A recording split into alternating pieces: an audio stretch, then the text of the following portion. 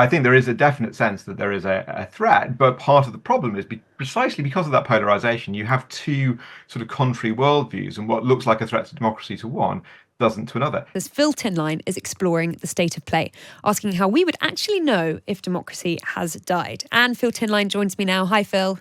Hi, how are you? I'm good, thank you. How are you? All right, thank you.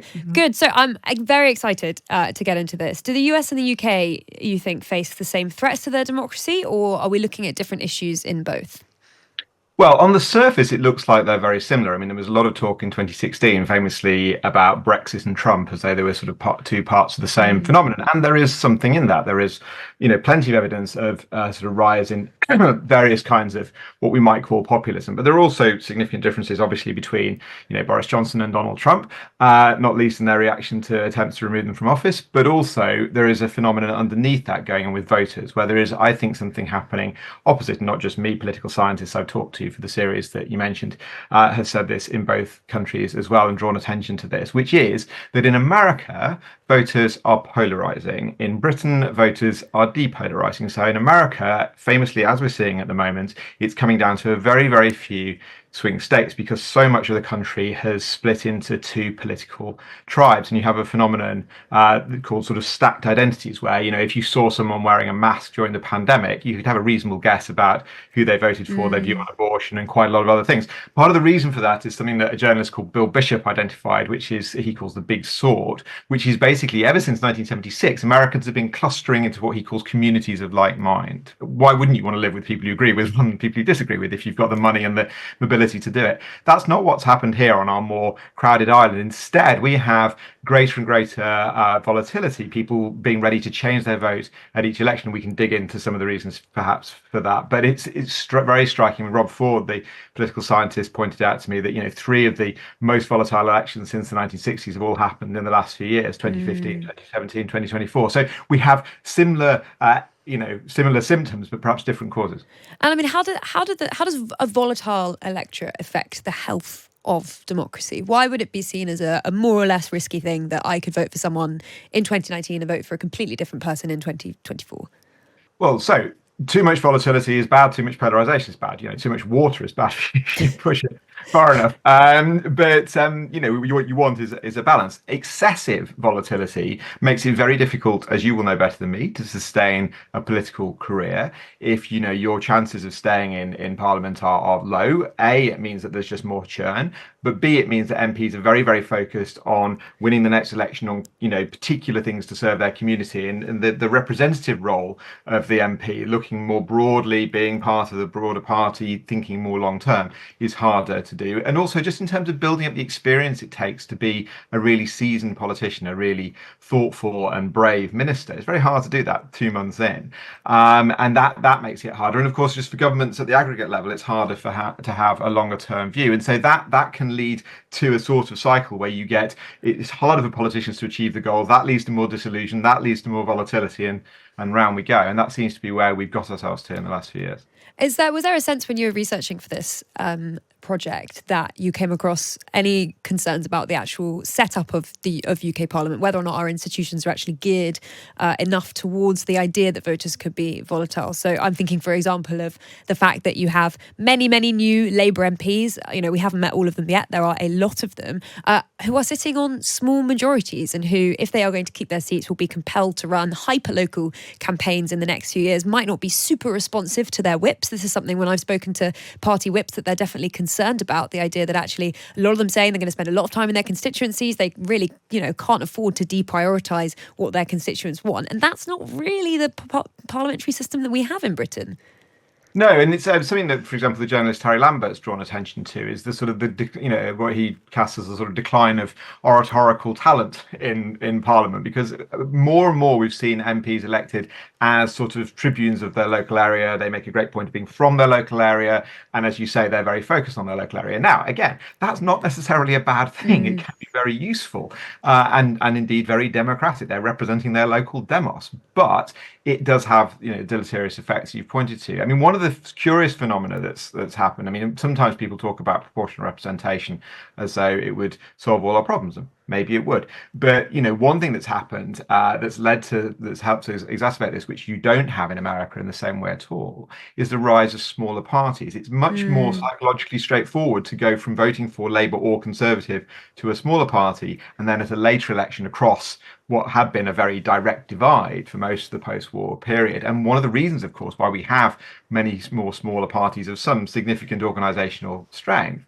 is because of having proportional representation in elections other than Westminster. And so that has allowed this sort of curious dual effect where these parties grow up and then hit the sort of barrier of first past the post, as Reform have found. Curiously, the Lib Dems have now got themselves a proportional vote yeah, for the first time deeply in a long time. ironically, given some earlier But, efforts. yeah, right. But you're right that, it's I mean, it's very difficult for our system to be, matched to every, development anyway. But yeah, I think that's definitely an issue. And I mean, yeah, is there the sense that there's evidence that democracy is under threat, or people have, less confidence in democracy on account of the fact that actually we're no longer, strictly speaking, a two-party political system, but we are a political system that is designed really with two parties in mind? Well, I don't think it's just to do with the two-party thing either. I think it's to do with, the sense that we had a financial crisis 16 years ago, and many people's, financial situation has not improved since. There has been more of a move, I think. I mean, people like Peter Kellner, the pollster, have pointed to this. And you see, Yasha Monk working partly in America as well, that there is a more transactional relationship with democracy at that level too, that, I'm more likely to support it, not because I think it's some great founding ideal, that I remember my father fighting for in the 1940s, because my father was born in 1944, and I'm 51. It's much more that you feel like democracy, if it's serving your interests, is something that you support, and if not, then you become more wary of it. Now, we have to be very careful here. I don't want to exaggerate. I don't think British democracy, is in the terminal ward by a long way. Mm. And actually, another part of the phenomenon is the very fact of talking, as you'll know from my book, talking about the potential death of democracy can be one way that it changes itself. So the thing that you thought was unthinkable becomes less unthinkable if the alternative is the death of democracy. I mean, there's an article I was talking about on Times Radio the last time I was on by Peter Jay in 1974 about the four options that faced, the British economy, and one of them was getting rid of democracy, and that actually seemed less unthinkable for a while than having mass unemployment. Eventually, mass unemployment, as I never tire of saying, became, less unthinkable under Thatcher, and so democracy carried on. We had a new consensus, but it can be part of that phenomenon too. Yeah, and I mean, I think it's a fascinating argument and case, and a way that we haven't necessarily thought about the UK and US democratic challenges. The US having more polarization, the UK having less, and actually there being risks in both parts of that. From your research, are you much more concerned about the US state of democracy? Was there a real consensus that actually that is actually in a much more difficult and tested period than perhaps we are here in the UK? Yes, I think that's fair to say. I mean, that's not just my view. I think, you've seen it. And what was really interesting is finding the point where that really seemed to tick up. Mm. Now, lots of people in the sort of field, I've been talking to people, Yasha Monk and George Packer and Daniel Ziblatt and so on, have been looking at this, askance for quite a long time. Packer says he's been worried about something like this ever since the crash, and the other two since the mid 2010s. But you can see a change even in their analysis once you have not just January the 6th, but the reaction to January the 6th, where people say, oh, well, never mind. Mm. Initially, the reaction is, this is terrible, extreme measures need to be taken to make sure this doesn't happen again. We're going to have a bipartisan investigation. But look what's happened. It's now become renormalized. And that really is where the polarization thing comes in. He's our guy, and we're going to support him come what may, is a much, much more strong phenomenon here than it is here. Look what happened to Liz Truss. So, no, I think there is a definite sense that there is a threat. But part of the problem is precisely because of that polarization, you have two sort of contrary worldviews, and what looks like a threat to democracy to one doesn't to another. It may be, to end on a hopeful note, it may be that it is something like the phenomenon I just described, that this is a process of American democracy messily changing its unthinkables to the point where it's much more interventionist to help ordinary working people, which some of the senators, who are kind of supporting Trump, people like who I think is supporting Trump, people like Hawley and Rubio and Vance, and obviously Vance is supporting him, who have been much, much more critical of CEOs. I've been watching Josh Hawley sort of tear the CEO of Boeing in two virtually in the Senate committee hearing. It was an astonishing phenomenon, very much the rhetoric you might expect from the left. So we might be seeing, Oren Cass, who we spoke to from American Compass, argues that this is what's happening. So, we may be seeing a long, slow, messy change, and the worry is part of the shift, but the worry is pretty real at the moment. Well, I mean, that was a sort of happy note to end on. Certainly, Best I can still, manage. yeah, still some notes of concern, I think, from the master of the Overton window in politics, the political historian and author of a fantastic book, The Death of Consensus, Phil Tinline there.